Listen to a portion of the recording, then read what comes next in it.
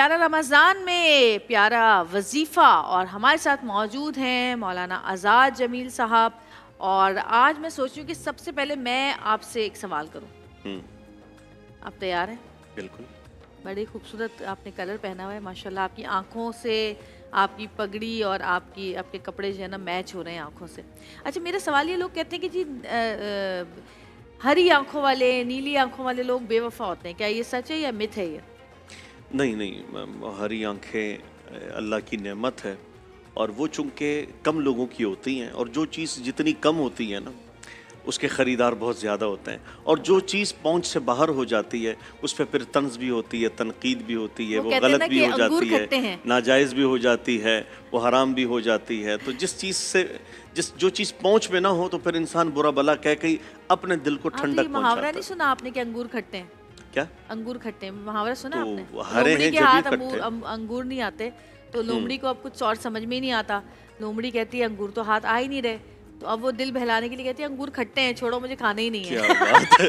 समझ गए? तो ये है मुहावरा, ऐसा ही अंगूर खट्टे हैं। अंगूर अच्छा खैर, ये तो मैं ऐसी मजाक कर रही थी आपसे। मुझे असल बात आपसे पूछनी थी कि ये जो लोग कहते हैं कि काली बिल्ली रास्ता काट जाती है, और ये तो कुछ लोगों का इस मामले में कहना ये है कि ये इसलिए कहा जाता है कि अगर काली बिल्ली रास्ता काट जाए तो आप उस रास्ते से नहीं जाएं, क्योंकि बिल्लियाँ जो होती हैं वो जिन्नात के रूप में भी आती हैं। ऐसा है? इसमें कोई शक नहीं है कि जन्नात वो बिल्लियों की शक्ल में भी आते हैं। अच्छा। और दीगर जानवरों की शक्ल में, जैसे सांप वगैरह हैं, उनकी शक्ल में आ सकते हैं। अच्छा। और फिर ये कहना कि उन्होंने रास्ता रोका या उन्होंने रास्ता काट लिया फिर आप उसी से न जाएं, तो ये एक ज़ईफ़ुल एतक़ादी है। अच्छा। यानी एक ज़ौफ़ है यकीन का, ईमान का, कि हमें इतना खौफ इस चीज़ से आ रहा है। और ये देखिए गलत बात है कि किसी को देख लिया, यार आज सारा दिन अच्छा नहीं गुजरा, मैंने फ़लाँ को देखा था, यार ये चीज़ मेरे आगे से गुजर गई, अब मेरा मामला सही नहीं होगा। तो ये कुछ चीज़ें वहम हैं और कुछ तख़य्युलात हैं जिनका किसी भी एतबार से हक़ाइक़ से कोई ताल्लुक़ ही नहीं है, मनगढ़ंत चीज़ें हैं जो तो ये फालतू में इंसान ये पालता हो है। सकता है कि कुछ लोग शायद इस वजह से या ये मुझे तो खैर पता ही नहीं है किस वजह से ये मिथें बनाई गई हैं, लेकिन हो सकता है कि इस वजह से बनाई गई हो ये मिथ, काली बिल्ली रास्ता काट जाएगी, कि शायद लोगों के दिमाग में ये होता है कि जी काली बिल्ली जो होती है या बिल्लियों में जो है वो जिन्नात होते हैं, इस वजह से आप उस तरफ ना जाएं जहाँ से काली बिल्ली गुजरे। क्या ऐसा हो सकता है? देखिए, अगर जिन्नात उनमें हों भी तो जो आप पर उस वक्त हमला आवर ना हो सका, तो उसने रास्ता काट के क्या करना है, आपका कोई नुकसान नहीं दिया आपको। तो लिहाजा अपने आमाल पे और अपने अमल पे यकीन इतना होना चाहिए कि ये छोटी छोटी चीज़ें जो हैं वो आपको नुकसान नहीं पहुंचा सकती, इसका यकीन दिल में रख लें। अगर आपने किसी को नुकसान नहीं पहुंचाया हुआ है, आपने किसी के साथ कोई गलती नहीं की है, तो आगे से दुनिया की सारी मखलूक आपके ख़िलाफ़ भी हो जाए, आपको नुकसान नहीं पहुंचा सकती। ये तो एक छोटी सी बिल्ली है, शेर भी होगा ना, वो आपको नुकसान नहीं पहुंचाएगा। अगर यकीन ये हो कि शेर अल्लाह के अमर का ताबे है, जिन्नात अल्लाह के अमर के ताबे हैं, अगर ये कॉन्सेप्ट जहन में आ गया तो फिर कोई मखलूक इनफरादी तौर पर इंसान को नुकसान नहीं पहुंचा सकती जब तक कि जो उसके लिए लिखा ना गया हो। सही। कॉलर हमारे साथ मौजूद है। हेलो, अस्सलाम वालेकुम। वालेकुम अस्सलाम। जी, कौन बात कर रही हैं? जी, मैं नशा बात कर रही हूँ फैसलाबाद से। जी बताइए। जी, मैं मौलाना साहब से 2 बजे का पूछना है, एक तो कद लंबा करने का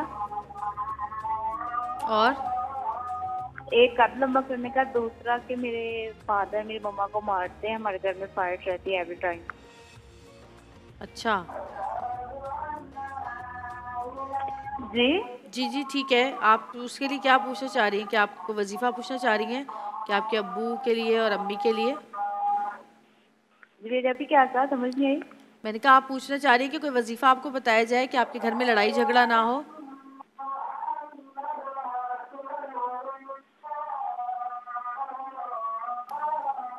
हेलो, उनको आवाज़ नहीं आ रही, शायद वहाँ पे अजान हो रही थी बहुत। यही वजह होगी कि एक तो कद लंबा करने के लिए कोई वजीफ़ा पूछ रही हैं, दूसरा कहने के अब्बू अम्मी को पर हाथ उठाते हैं। तो ये सबसे बड़ी तकलीफ़ होती है बच्चों के लिए, क्योंकि जिन घरों में इस तरह باپ جو ہے وہ ماؤں پہ ہاتھ اٹھاتے ہیں تو وہ بچے بڑے سہمے میں رہتے ہیں، اور وہ بچوں کی جو ایک شخصیت ہوتی ہے وہ بڑی خراب ہو جاتی ہے، اور بڑے ہو کر بہت ساری چیزوں میں ان کا وہ بہت پیچھے رہ جاتے ہیں، کیونکہ ان کی جو ذہنی نشوونما ہوتی ہے جو بچپن سے وہ دیکھتے آ رہے ہوتے ہیں، اس کی وجہ سے بڑا ڈر اور خوف پیدا ہو جاتا ہے۔ مجھے ایسا لگتا ہے جیسے بچے رشتے نئے بناتے ہوئے بھی ڈرتے ہیں۔ کیا کہتے ہیں آپ؟ بچوں کے لیے تو ماں باپ رول ماڈل ہوتے ہیں، ماں باپ مسیحا ہوتے ہیں، ماں باپ ہی طبیب ہوتے ہیں۔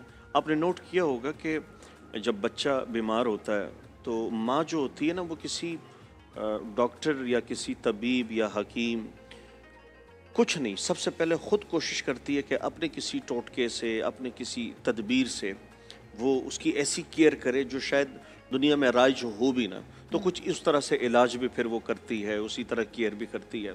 تو ان چیزوں میں تو ہم خیال رکھ لیتے ہیں کہ ان کی شاپنگ اچھی ہو، ان کا کھانا اچھا ہو، ان کی ٹفن اچھا ہو، بیگ اچھا ہو، ساری چیزیں، ان کے کھلونے سے لے کے تمام ضروریات زندگی۔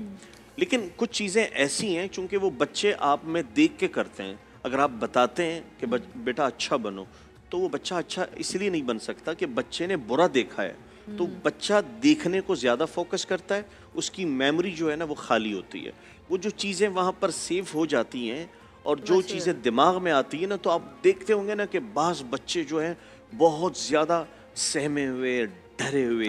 تو حدیث میں آتا ہے نا کہ اکرموا اولادکم، اولاد کا اکرام کریں، اولاد کی کچھ چیزوں کو انسنا کر دینا چاہیے، کچھ چیزوں کو اندیکھا کر دینا چاہیے، کچھ چیزوں میں نا اولاد کو رسپیکٹ دینی چاہیے، اولاد کو اہمیت دینی چاہیے۔